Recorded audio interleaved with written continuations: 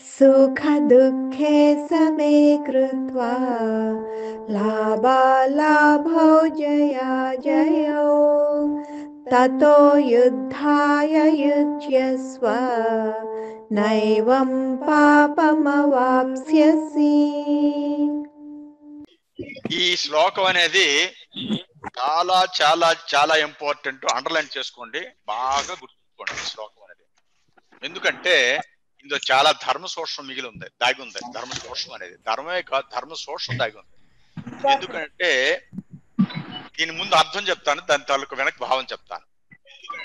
సుఖ దుఃఖే సమీకృత్వ లాభాలాభౌ జయాజయౌ అంటే ద్వంద్వాలు, సుఖ దుఃఖాలు గాని లాభాలు గాని జయ అపజయాలు గాని తతో యుద్ధాయుజ్యస్వ అంటే ఈ విధంగా సుఖ దుఃఖాలని ఈ ద్వంద్వాలని సమత్భావంతో కూడుకొని తతో పిమ్మట యుద్ధాయ యుజ్యస్వ యుద్ధం చేస్తే నైవం పాపం అవాప్యసి నీవు పాపాన్ని పొందవు అని ఉంది.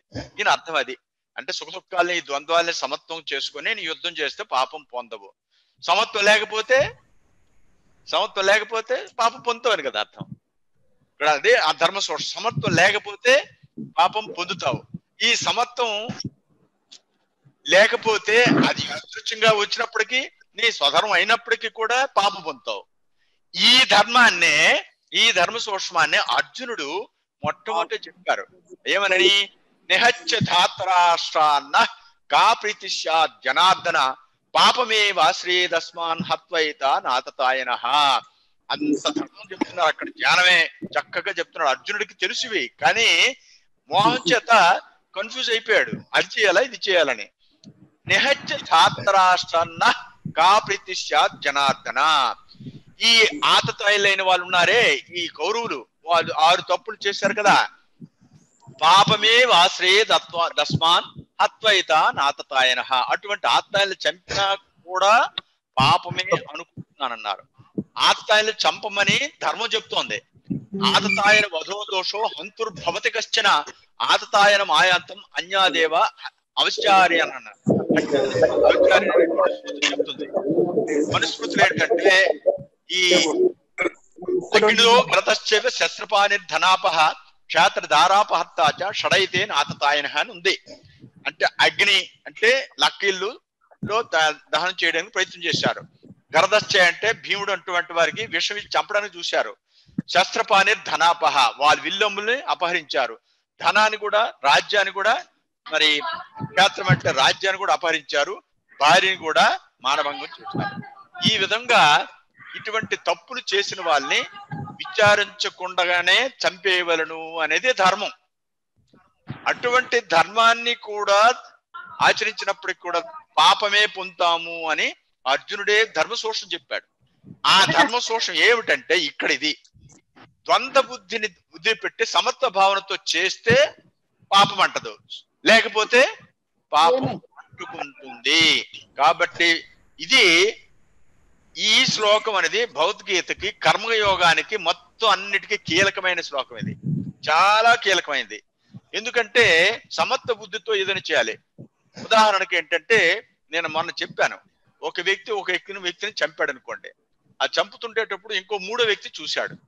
చూస్తే సత్యం తనకు తెలుసు ఆ వ్యక్తిని చంపడం. కాబట్టి ఎవరైతే చంపాడు వాడు శిక్షార్హుడే.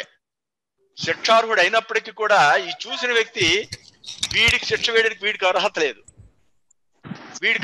ఎవరికి? ఈ 3వ వ్యక్తికి. వాడు ఒకరిని చంపాడు.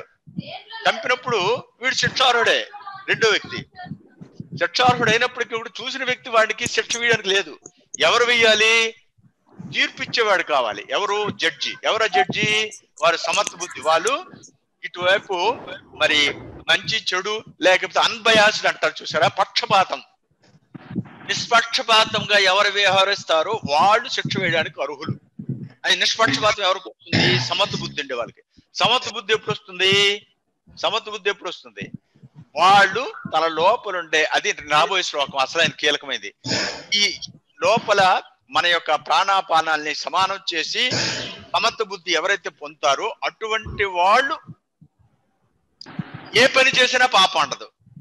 ఒక్క యుద్ధమే కాదు, ఏ పని చేసినా పాపం అంటదు. ఇది భగవద్గీతలో చెప్పింది ఏంటంటే, భగవద్గీతలో కృష్ణ పరమాత్మ చెప్పినది యుద్ధాన్ని ప్రోత్సహించడం అని కాదు. యుద్ధం అనేది నీకు స్వభావం, అది నీ వర్ణ నీ జాతిని బట్టి అది వచ్చింది. అది ఎలాగో చేస్తావు, నీకు తెలియదు కానీ నాకు తెలుసు నువ్వు చేస్తావని, అందువల్ల చేయమంటున్నాను తప్పించుకొని అది కాదు. కానీ ఆ యుద్ధం చేస్తే నీకు పాపం అంటుకుంటుంది కాబట్టి ఆ పాపాన్ని నుంచి తప్పించడానికి ఏదో ఉపాయం చెప్తున్నారు పరమాత్మ, ఉపాయం చెప్తున్నారు. ఆ ఉపాయం ఆచరిస్తే గాని నువ్వు ఏ కర్మ చేయి. ఎందుకంటే బృహదారణ్యక ఉపనిషత్తులో చెప్తుంది ఏమిటంటే, యద్యద్ది కురుతే కర్మ తత్తత్ కామస్య చేష్టితం.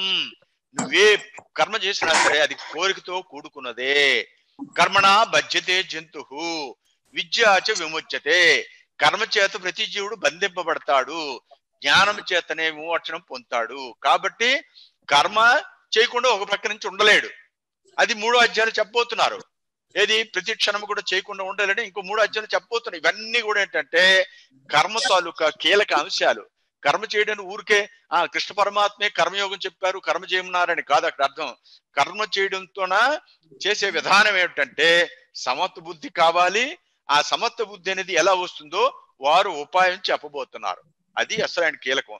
అంటే అవతల వాళ్ళు శిక్షార్హులు అయినప్పటికీ కూడా శిక్ష విధించేవాడు మాత్రం సమత్వ బుద్ధితో చేయాలి తప్పించి గాని వాడు శిక్షార్హుడు అయినంత మాత్రాన్ని వీడేం చేయడానికి అర్హత లేదు.